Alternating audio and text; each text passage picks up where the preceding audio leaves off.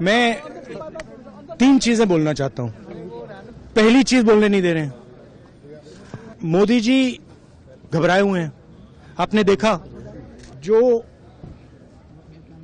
Trade deal 4 महीने से रुकी हुई थी। 4 महीने से कुछ बदला नहीं, किसी न किसी कारण। जो मैं जानता हूं नरेंद्र मोदी जानते हैं। नरेंद्र मोदी जी ने कल शाम उस डील को साइन कर दिया। नरेंद्र मोदी जी पर प्रेशर है, भयंकर प्रेशर है। और नरेंद्र मोदी जी का जो इमेज का गुब्बारा है, जो हजारों करोड़ रुपए लेकर बनाया गया था, वो फूट सकता है। इशू ये नारावाने की स्टेटमेंट नहीं है, ये साइड शो है। और वो भी जानते हैं, मैं भी जानता हूं।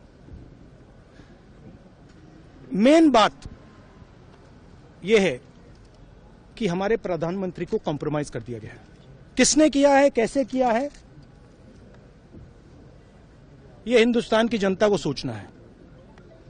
मगर इतिहास में पहली बार हिस्ट्री में एलओपी को प्रेसिडेंशियल एड्रेस में नहीं बोलने दिया है। बाहर बोल दीजिए, जो अंदर नहीं कहा दिया जा रहा है। वो तो ऑटोमेटिकली होगा जी। बट ये आप समझिए, और हिंदुस्तान के जो किसान हैं, आप सब समझिए कि इस ट्रेड डील में आपकी मेहनत को, आपके खून पसीने को नरेंद्र मोदी जी ने बेच दिया है।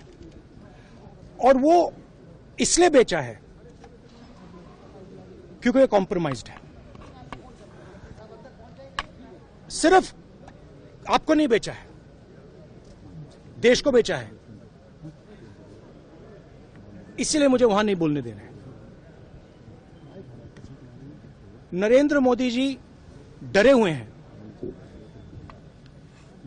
क्योंकि जिन लोगों ने उनकी इमेज बनाई है, वो अब उस इमेज को फोड़ने लगे हैं। एक अदानी जी पर केस है यूनाइटेड स्टेट्स में। वो अदानी जी को टारगेट नहीं कर रहा है, वो नरेंद्र मोदी के फाइनेंशियल स्ट्रक्चर को टारगेट कर रहा है। एक वो है। दूसरा है एप्स्टाइन फाइल्स। एप्स्टाइन फाइल्स में अभी और माल है, वो अभी रिलीज नहीं हुआ है।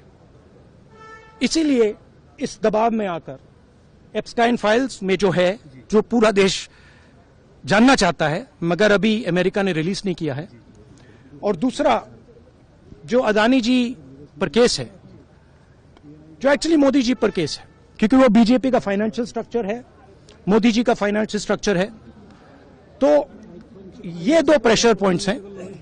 और आप ये बात समझ लो, देश ये समझ ले कि प्रधानमंत्री कॉम्प्रोमाइज्ड है।